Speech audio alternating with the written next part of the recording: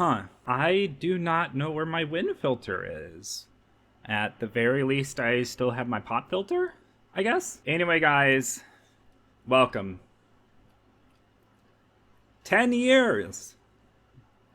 10 years I've been on MCO. This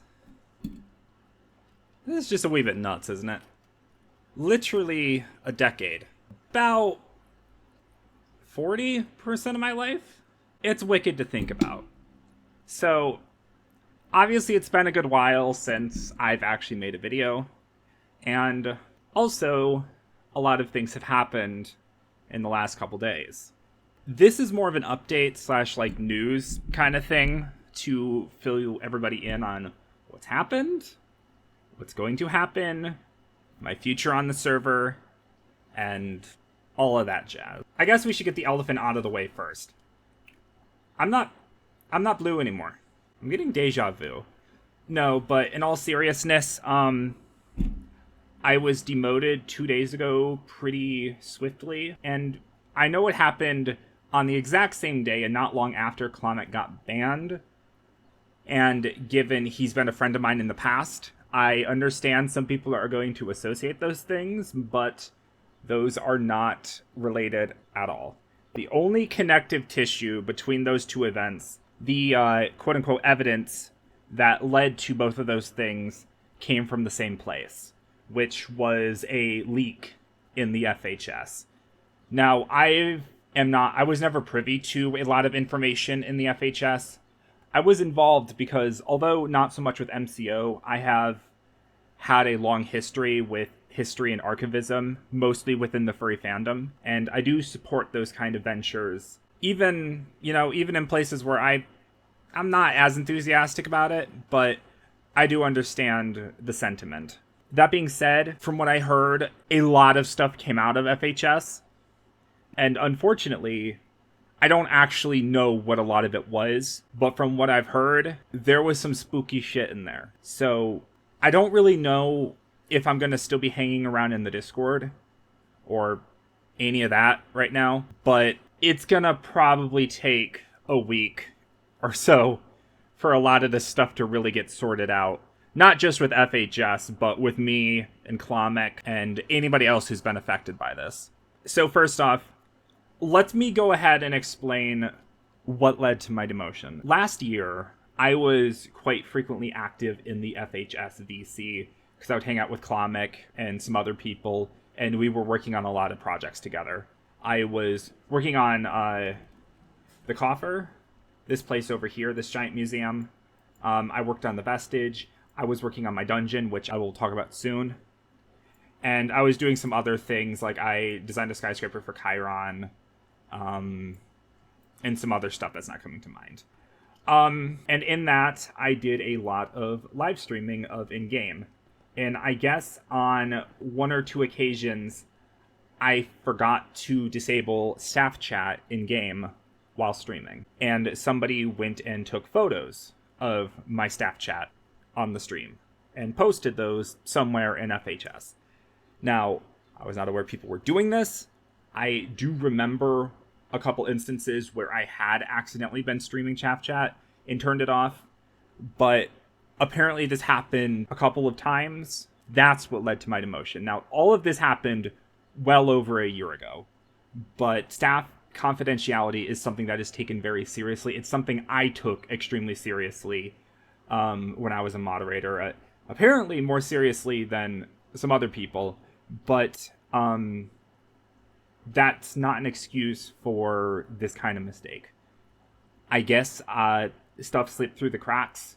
I don't know what was in those messages or in those screenshots. I have not seen those screenshots, and I'm very unlikely to see them now that I have been removed from the staff team. So, yeah.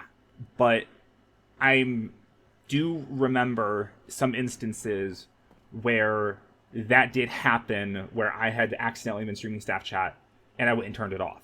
Now, the ironic thing about no longer being a mod is I'm not exactly restricted at nearly as much, or if at all, on what I can talk about now. Because when I was mod, confidentiality, I'm no longer mod. as far as I'm aware, I'm not, like, obligated to stay, like, as quiet about my opinions, experiences as I was. Now, I'm not interested in going and causing a bunch of bad blood between myself and the server or the staff team. I still have a vast amount of respect for a lot of people on the staff team. I know the community at large has always been very supportive and friendly towards me. Not everyone, but most people. So I'm not really interested in ruining any relationship that I still have with the community. And so I'm going to go ahead and show on screen some of the messages that happened between me and Link, who was the admin who talked to me about this. It's funny because he came out to me and said, hey, we need to talk. And I saw what was being chatted about, and I actually assumed it was because of the Clomik stuff, which I'll get to in a minute. Short version was, if Clomik got justifiably banned, he got banned. As somebody who spent a very long time on the staff team, I'm not going to put a friend I have above the rules. That's kind of permanently ingrained in me on this point. It is my 10th anniversary on the server, and although it's not like a specific birthday in the same way that is, I spent 8 of those 10 years on the staff team. And that's a very, very long time. But turns out that wasn't what it is. It was about the accidental leaks. Link was great. He said he understood this wasn't malicious. He understood it was an accident. But I guess the admin team decided this was the best course of action. I'm not really going to comment on my personal opinions as to the decision, because that is... there would be a lot there too. And I'm not really interested in going that ham about all of it. Now we're going to kind of move on to Clomik. Clomik got banned a couple days ago for reasons that I largely do not know. I'm not actually entirely sure why he got banned. I did not look at all of the evidence or discussion about him while I was still access to the staff channels. But from what I understand, it had to do with coordinating with a griefer and accessing caches of items that were strewn about somewhere. I really don't know much about it, and I don't want to be an authority on it at all. I'm just kind of saying that's how much I was aware of, and unfortunately now that's all I'm probably going to know unless more information comes out publicly, because I don't have access to the internal communications and discussions that was going on surrounding him anymore. So yeah, I know about as much as you guys do. But from what I understand, I saw 2 screenshots of him talking with somebody, and basically I assume those came out of the same FHS channel that got leaked.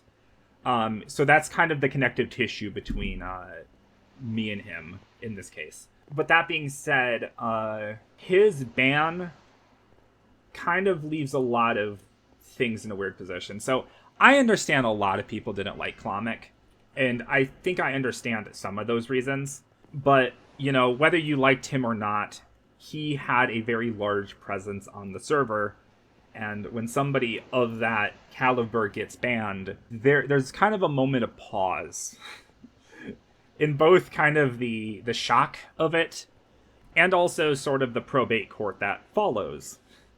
Because when somebody's banned, there's this huge thing that goes on about who owned what, who inherits what, and what just stays property of the admins until such a person gets unbanned. Now, the reason Clomik has been rather quiet throughout this is because what I've been told, he is moving IRL.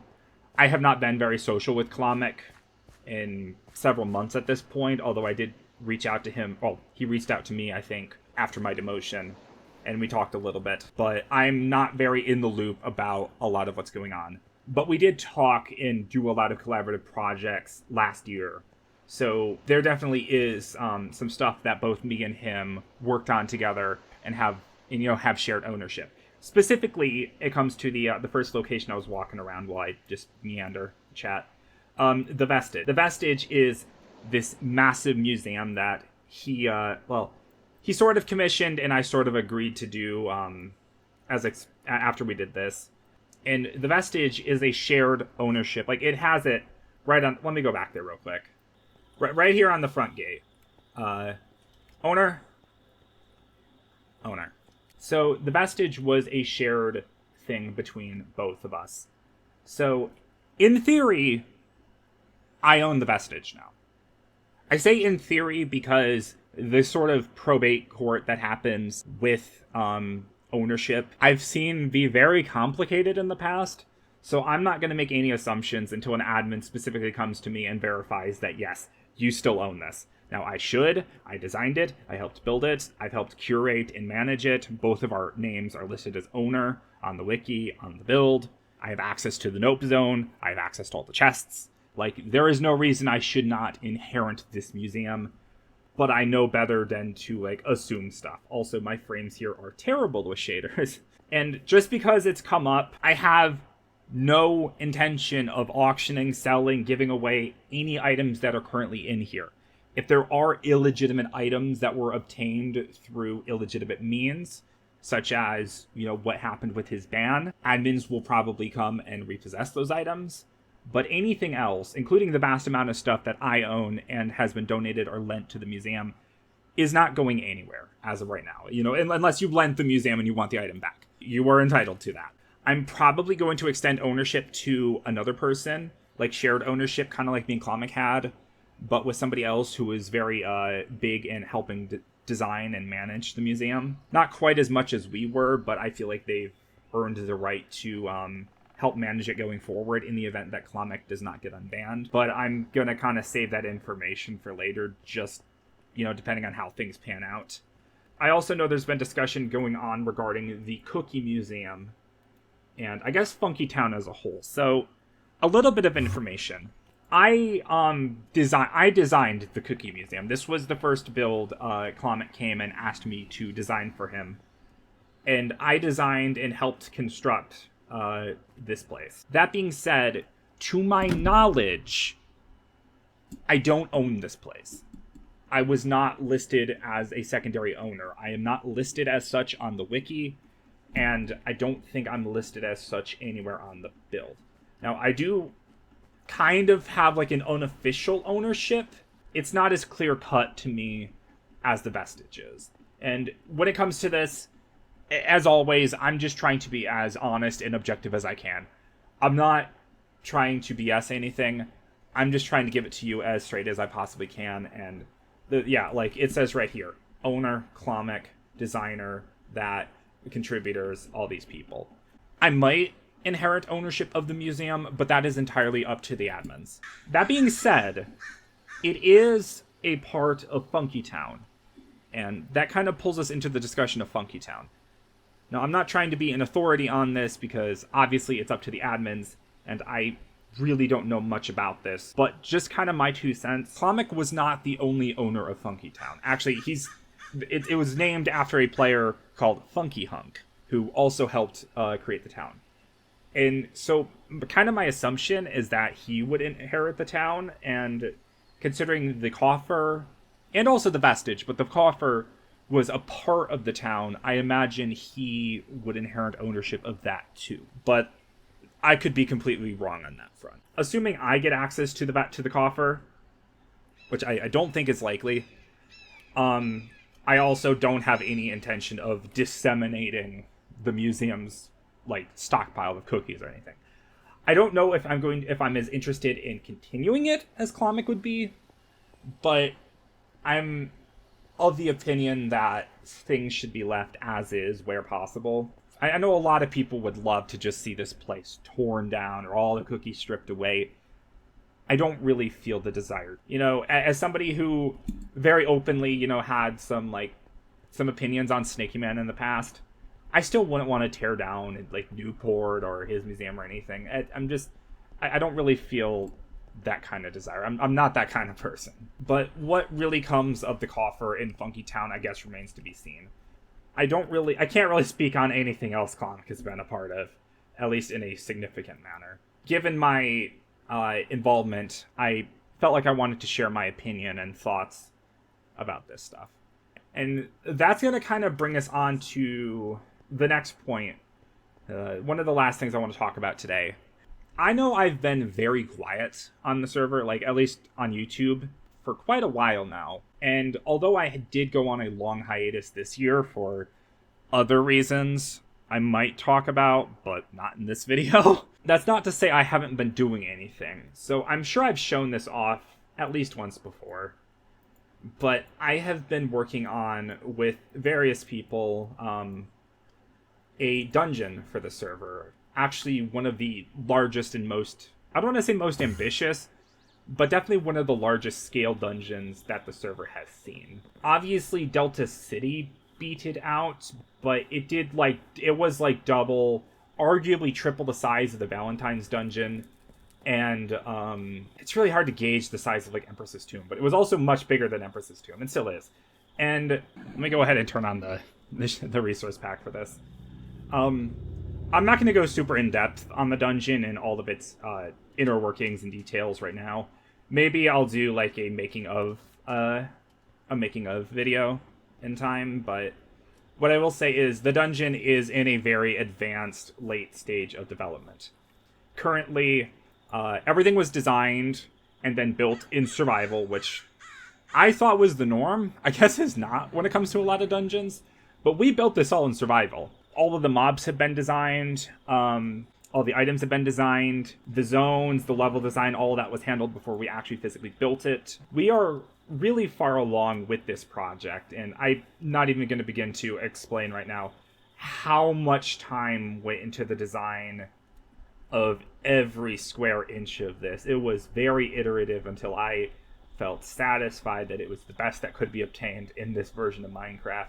Just to kind of let you guys know, this is what I've been working on, and as of right now, I still have plans to see this project through. When big things like this happen, you kind of have a moment of pause where you reflect on, okay, where are you in the server, and what do you want to do going forward? And that's kind of the point of this right now, is to just kind of explain what I've been doing and where I plan to go future with MCO.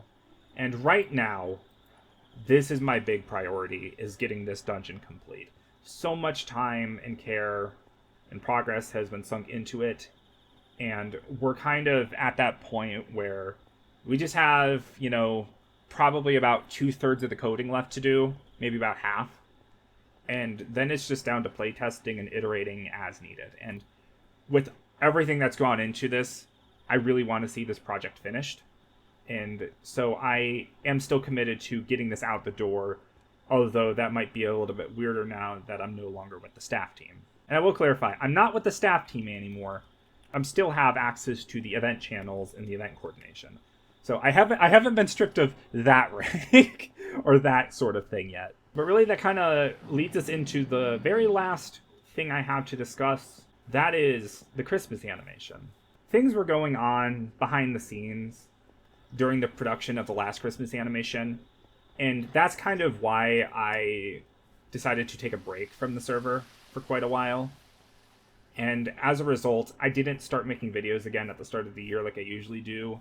And I've also pretty much indefinitely delayed Evergreen Season 2. So, for those who don't know, in 2020, for the fifth anniversary of the Christmas animation, I did a little animated mini-series throughout the year in different episodes that kind of involved players, giving them a chance to be featured, and just overall kind of built up and led up to the finale. And I was planning on and announced doing a season 2 that I was going to do this, but for various reasons that's just been kind of delayed, and I'm not really sure if that's still something I'm committed to doing. That being said, as I announced before, this is also going to be the last year of the Christmas animation. Again, that's not to say it's the last animation I'll do, but it is the capstone for what has been a 10-year project since my first year on the server. And I do still plan on going through production and seeing that finished, even if I don't really do the miniseries alongside it this time. That's not to say it won't happen, but as of right now, I'm very on the fence about it. It's on the cutting room floor. Beyond that, with my future of the server, I've, at various points, been very open and very transparent about a lot of my internal thoughts on my time during the staff team. And it took me a very long time to kind of feel like I really understood where I belong with the community.